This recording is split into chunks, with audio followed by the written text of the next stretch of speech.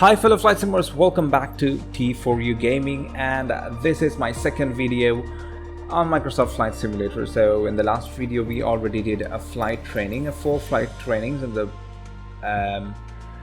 namely the basic controls and cameras, the attitudes and instruments, takeoff and level flight, and we also did a landing. So now in this video we will continue with the 5th flight training, which is basically a traffic pattern. So guys, in this image you can see different stages of a pattern. You have a crosswind, a downwind, a base, and final. So guys, if you're new into flight simulation, I'll be bringing tutorials for everything from the scratch in this channel. So make sure you subscribe to the channel and hit the bell notification, so when I upload more videos on flight simulator, you don't miss them. Alright, so start the video. Let's be honest, no one likes going around in circles, unless you're a pilot training on traffic patterns. Sedona's standard traffic pattern follows a 1,000-foot altitude around the main runway. By the time we're through here, you'll know how to complete the full run from takeoff to landing. So let's get started.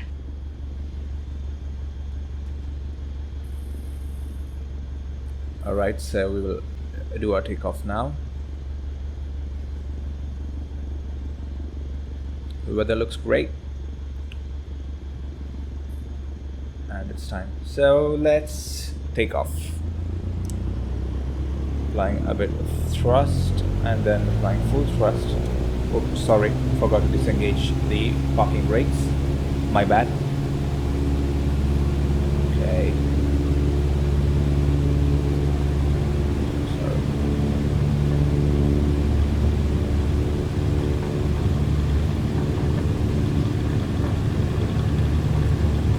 50 knots, 55 knots, so I'll go.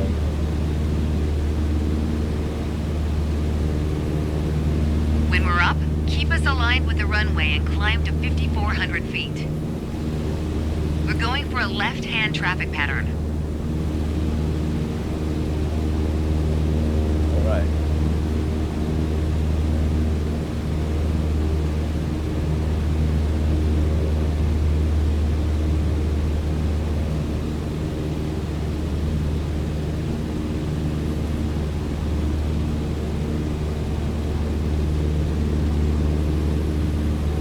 $5,200 feet, 200 feet more to go.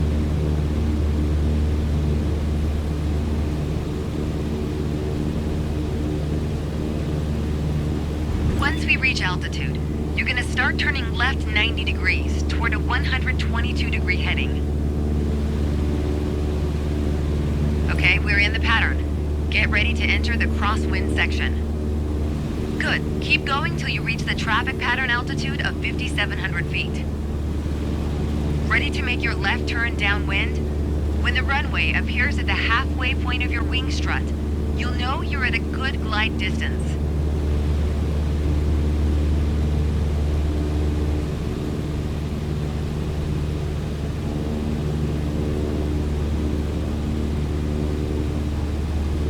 We've got the wind at our back now. We're on the right track. Lower your nose to a cruise attitude and reduce power to 2,100 RPMs. Once your speed is in the white arc, add 10 degrees of flaps to prep us for landing. Now's not a bad time to check if the runway is looking good. And it probably goes without saying, always watch out for other planes entering or exiting the pattern. We're gonna fly past the end of the runway here. Keep going until you see it at a 45-degree angle behind you. That's your cue to turn left again, onto the base leg.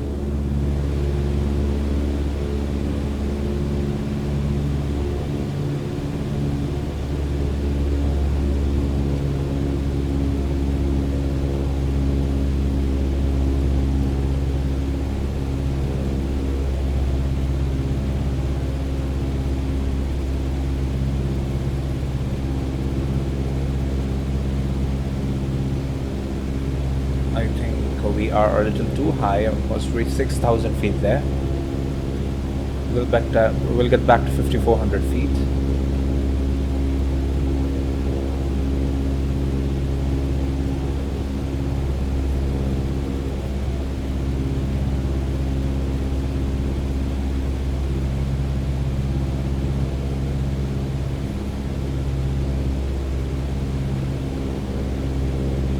Alright, reduce power to idle to start losing altitude and maintain cruise attitude. Keep an eye on the runway as we get ready for our final turn. That'll also keep our speed around 65 knots.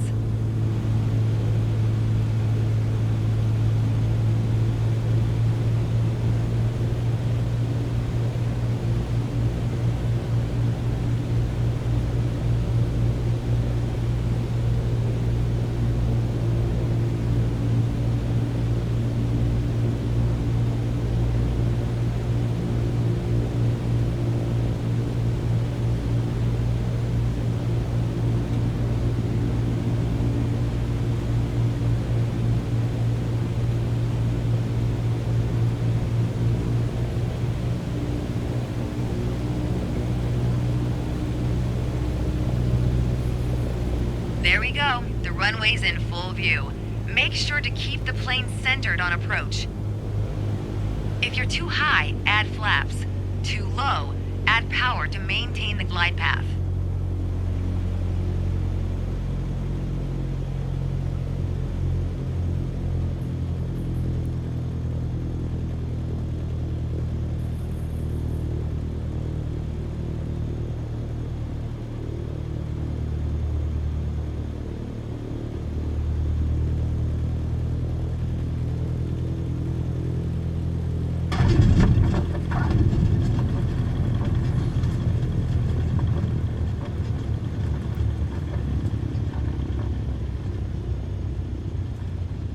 Way to stick the landing. Now, just apply the brakes to slow your roll.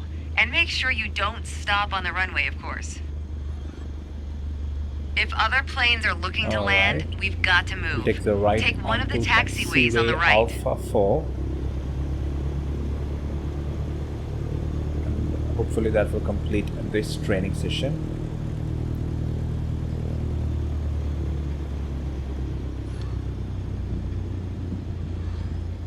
Good job. As an old instructor said to me, not only did you not die, you're really learning to fly. So we completed that, and the next one will be first solo flight. So I guess we will be doing a VFR circuit without any instructions, I guess.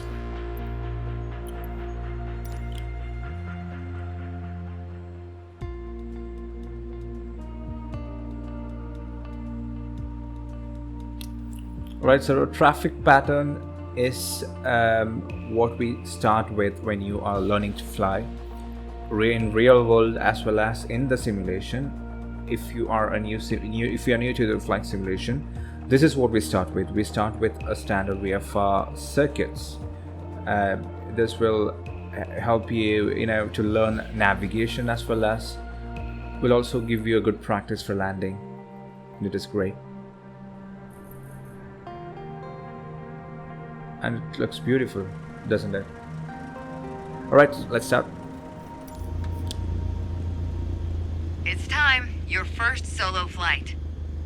I'll be watching from the ground in radio contact if you need me, but something tells me you won't.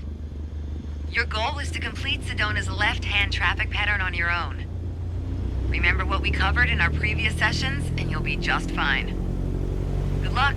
See you on the other side.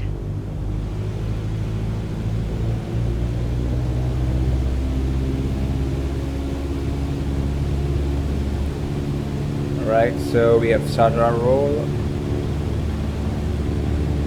Airspeed is live, 40 knots, 50 knots, 55 knots, rotate.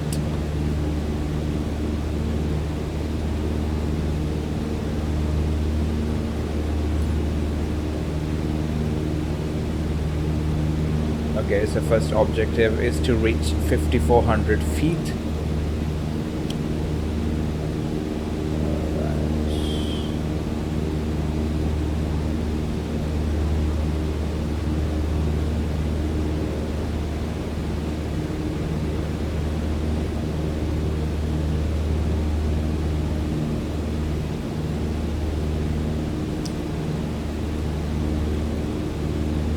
5,200 feet.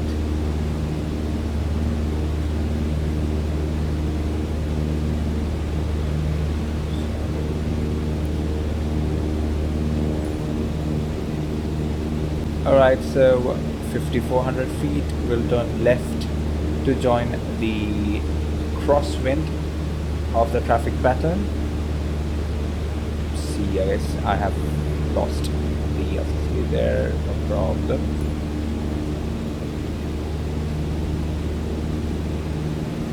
Alright, so we'll turn now, reduce the power a little bit, and we'll now join the downwind for runway, what was it? Was it 21, I guess? I think we are now, yes, so we are downwind. I think we'll climb to 5,700 feet. Yes, there we are, 5,700 feet, nice and smooth.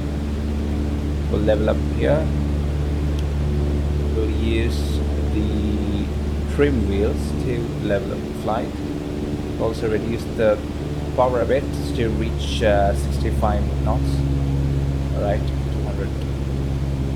This is smooth now, no much problems.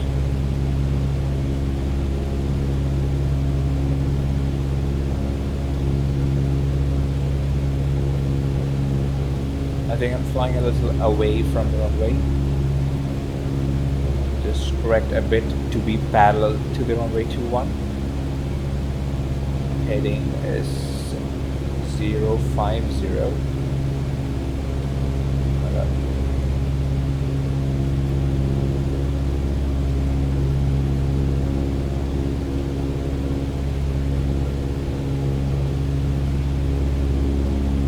Right, I'll start my descent a little bit. Oops, there was a little too much, and airspeed is also climbing. Don't want that.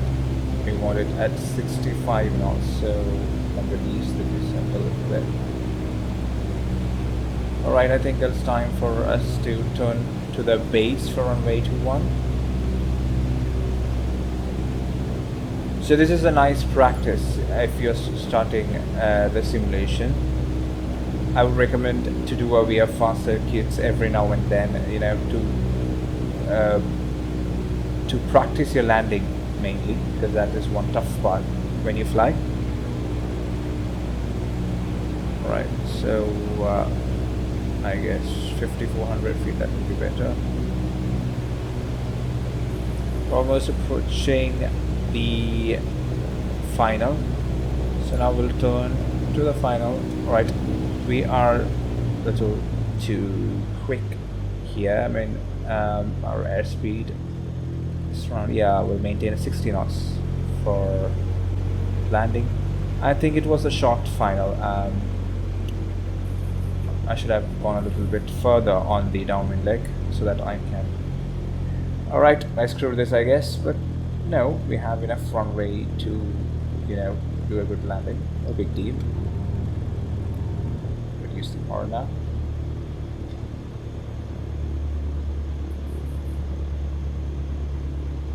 Flare now a bit. Right, that was smooth. But I obviously missed the center line. Bad landing that was. We'll take the next right turn onto taxiway. Which was that? It's taxiway Alpha 5. Great. Oops. That was. Great job. There's always room for improvement, that's life, right? But you did it all on your own. You're on your way to becoming one hell of a pilot. Thank you. Alright, so we completed our first solo flight in the training. And the next training flight will be about navigation. I think it should be basically using VORs, if I'm correct.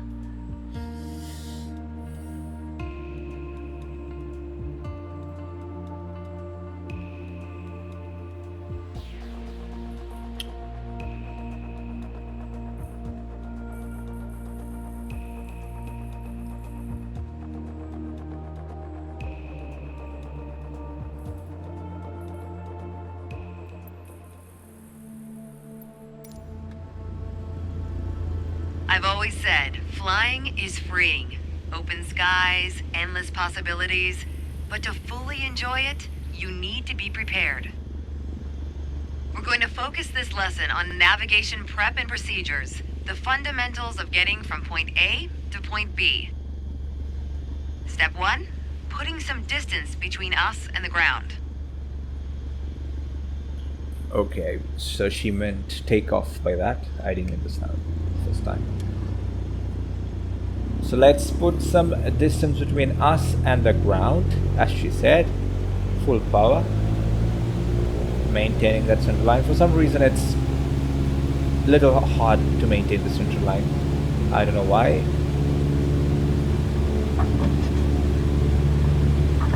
Okay. And oops. I've rotated a little early there. Very bad, very bad. Never do that, guys. Always wait for your rotate speed and then rotate. Right. I guess we'll be climbing to 5,400 feet as usual.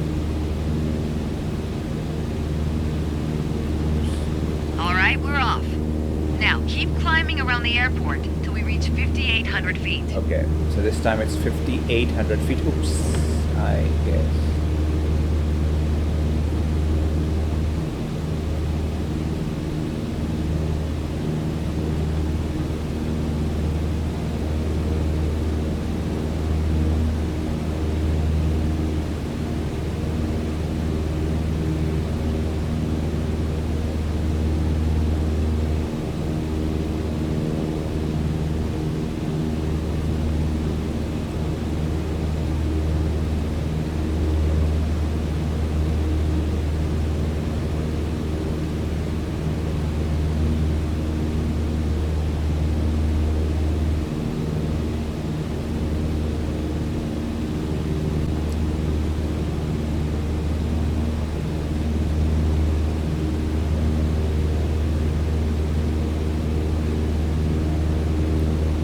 I am not at all happy with the trim wheels for some reason.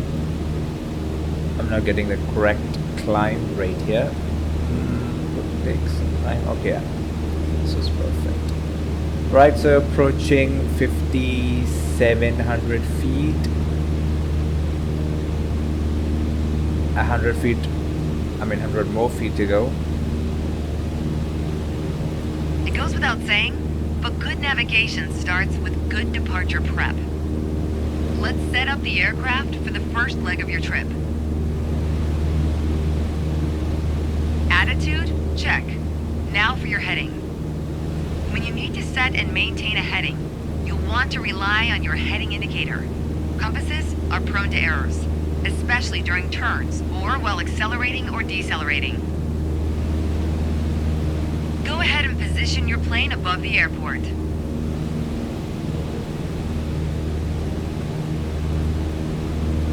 All right.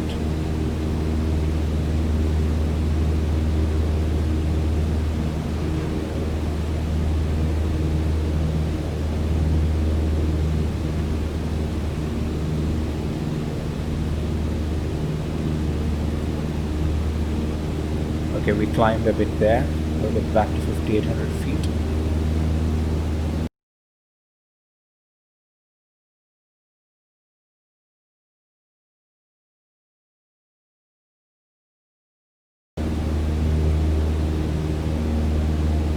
Oh, one last bit of departure prep. We need to validate the time. That's a fancy way of saying start the clock.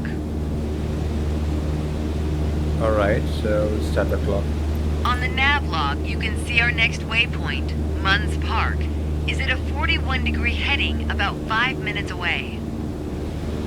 Navigating is basically flying a given heading for a given amount of time. Sometimes you deviate, but if you track the time flown from your last known position, you'll always have at least a range for your current position.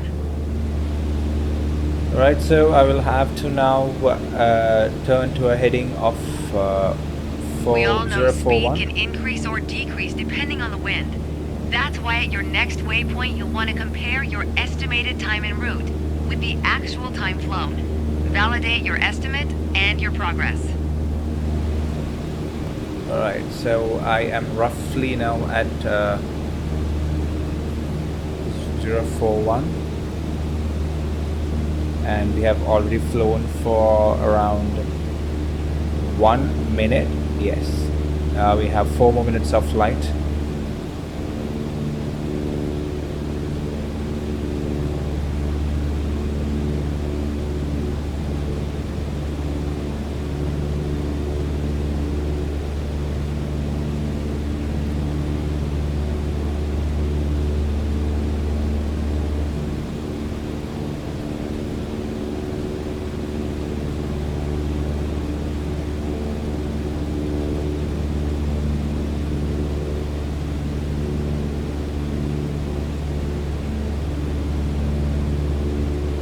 Okay, I'm climbing a little too much. I've already reached 6,200 feet.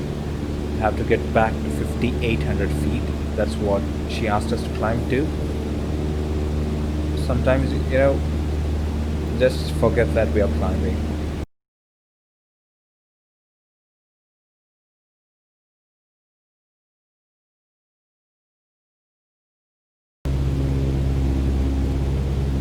Good.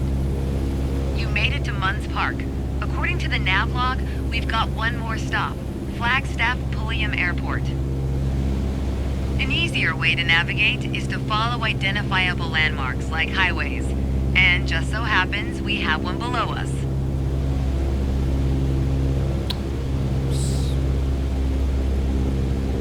Where is it?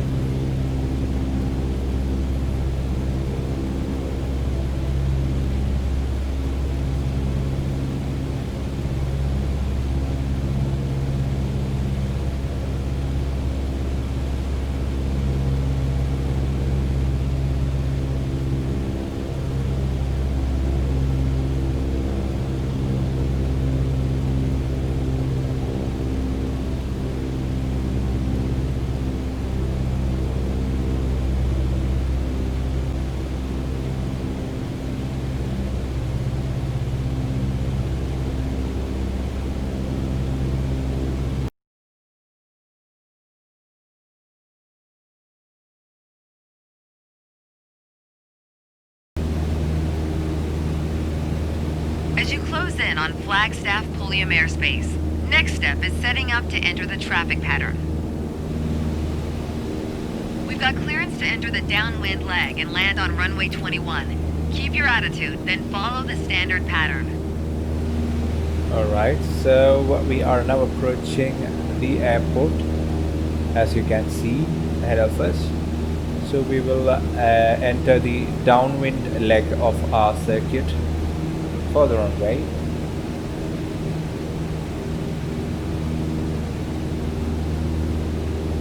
So ideally on your downwind leg you will be flying parallel to the runway, but in the opposite direction.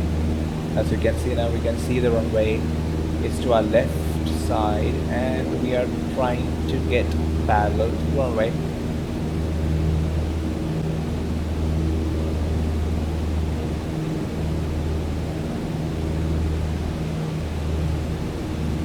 There's the runway.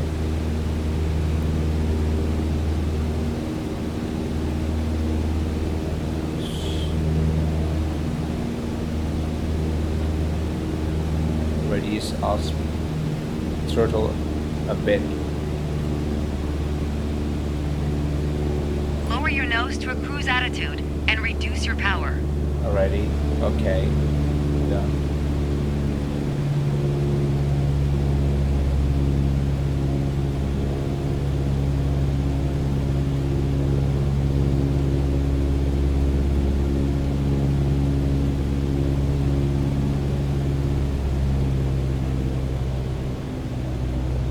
Okay, it's not time to turn for the base leg. We are just passing runway threshold now.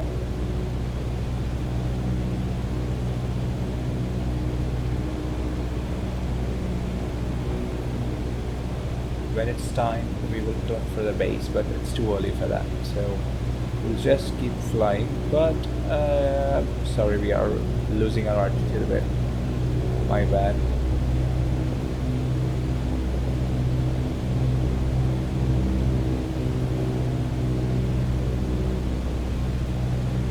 Alright, I think it's a good time to turn for the base leg.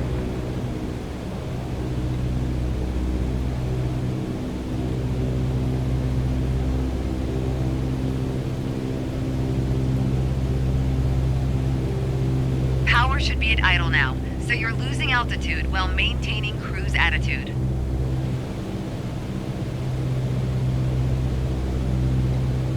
Alright, so we will make our final turn for runway, whichever runway we are landing. I don't know which one it is.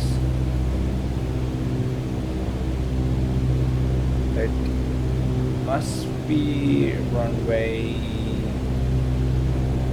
21 once again.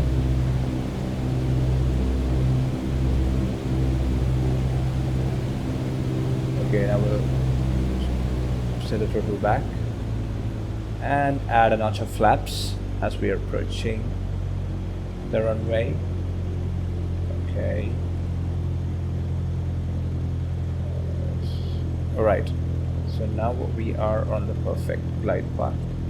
I'll add a little bit thrust to maintain that 60 or 65 knots, which I'm comfortable with. I'll add another notch of flaps, for which I'll have to add a little more thrust again. Okay, right. So, yep, almost lined up with the runway.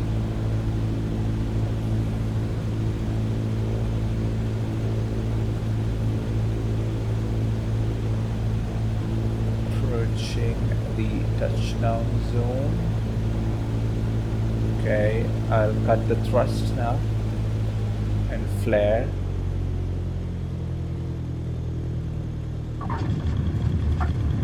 Perfect. You weren't really supposed to land there.